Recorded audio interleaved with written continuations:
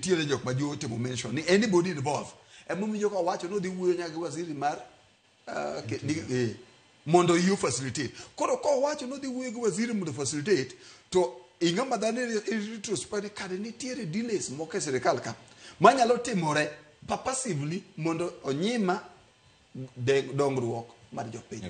e gwenge moko makoro mano kitimo analysis ma statement ma waziri wacho timo analysis e project iwacho ni sebe pimbo gi nyamin project mar aquaculture or paranya notimo moro mar ginene Kakamega marriage eto due diligence no tim now eto ne mane no chalo now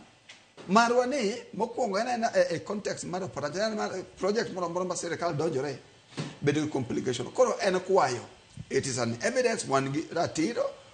kendo proof from the minister nini tiere weche moko mag sirikal mano miyo ginok ne mbele abo meno ko wakwayo watemo wacho donje sirikal kata be mano wacho no kwa donje sirikal wajoluo lakini kaluwore gi timbe machielo